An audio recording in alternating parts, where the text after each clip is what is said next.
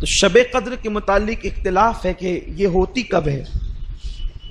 کچھ لوگوں نے کہا کہ یہ 23ویں تاریخ کو ہوتی، اس لیے بعض صحابہ 23 کو عبادت کرتے تھے۔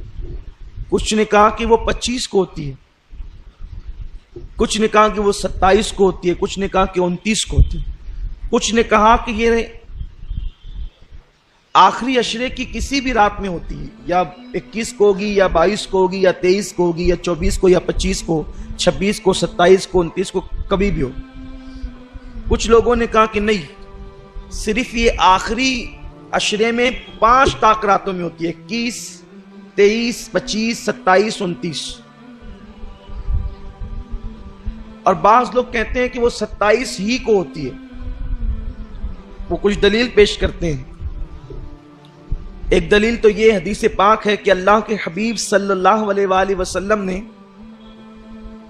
21ویں شب چھوڑ دی، 23ویں کو حضور صحابہ کے ساتھ مسجد میں قیام کے لیے، چونکہ معتکف تو رہتے ہی تھے، قیام کے لیے کھڑے ہوئے اور تھوڑی دیر عبادت کی ہوگی کہ فرمایا کہ جس رات کو تم تلاش کر رہے ہو وہ آج نہیں ہے، وہ اس کے بعد آئے گی۔ تو 23 کو عبادت کی تھوڑی دیر، اور اس کے بعد ان کو آزاد کر دیا صحابہ کو کہ یہ آج نہیں، جسے تلاش کر رہے ہو اس کے بعد آئے گی۔ پھر لوگ اپنے طور پہ عبادتیں کرنے لگے یا گھروں کو چلے گئے جو معتکف نہیں تھے۔ آقا کی تو ہر رات عبادت میں ہی گزرتی تھی۔ پھر فرمایا 24 چھوڑ دیا اور 25 کو آدھی رات تک عبادت کی۔ پھر فرمایا کہ جسے تم ڈھونڈ رہے وہ آج نہیں ہے، وہ اس کے بعد ہے۔ پھر 26ویں شب چھوڑ دی اور 27ویں شب میں حضور نے عبادت کی اور پوری رات عبادت کی، اور رات کے آخری حصے میں اتنی دعا گڑ گڑا کر کے کی کہ صحابی کہتے ہیں کہ ہم کو یوں لگا کہ آج سحری حضور نہیں فرمائیں گے، اللہ کے حبیب صلی اللہ علیہ وسلم آج سحری چھوڑ دیں گے، کیونکہ سحری کا وقت تو اب گزر جائے گا۔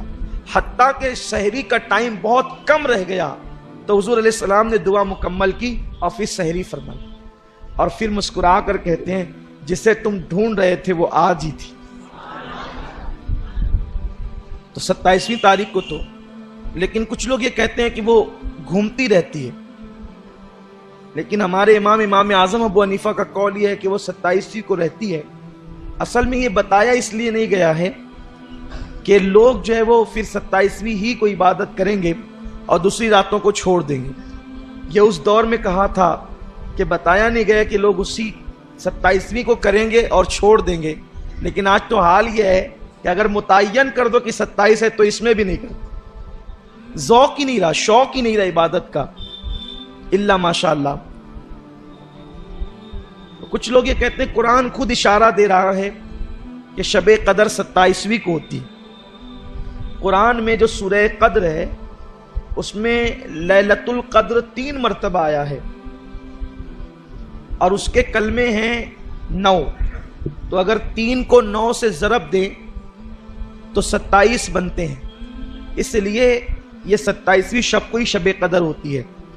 دوسری بات یہ ہے کہ اللہ کو طاق عدد بہت پسند ہے، 1، 3، 5، 7، 9، 11، 13، یہ طاق عدد اللہ کو پسند ہے۔ فرمایا گیا کہ وہ وتر ہے اور وتر کو پسند کرتا ہے، لیکن ان طاق سارے اعداد میں اللہ کو 7 زیادہ پسند ہے، اسی لیے کعبے کے طواف میں بھی 7 چکر ہے، صفا مروہ کی سعی بھی 7 ہے۔ آپ اسی طرح دیکھتے چلے جائیں، اللہ تبارک و تعالیٰ نے طاق عدد کو پسند کیا اور اس طاق میں 7 کو زیادہ پسند کیا۔ تو شب قدر جو 27ویں کا قول کرتے ہیں تو وہ کہتے ہیں کہ جس عشرے میں شب قدر ہونی ہے تو یہ 7ویں رات ہے، اس 7ویں رات ہونے کی وجہ سے اس لیے شب قدر 27ویں کو ہوتی ہے۔ اس رات جو ہے وہ آسمان پر تارے خوب ہوتے ہیں، چاند بھی ہوتا ہے، موسم میں نہ بہت زیادہ گرمی ہوتی ہے نہ ٹھنڈی ہوتی ہے، معتدل رات ہوتی ہے، اور اس کا جو صبح کا سورج نکلتا ہے تو یہ سورج بغیر کرنوں کا ہوتا ہے۔ ایک مرتبہ حضرت عبداللہ ابن مسعود سے ملنے کے لیے کچھ لوگ گئے تو دیکھا کہ وہ اپنی چھت پہ کھڑے سورج دیکھ رہے تھے.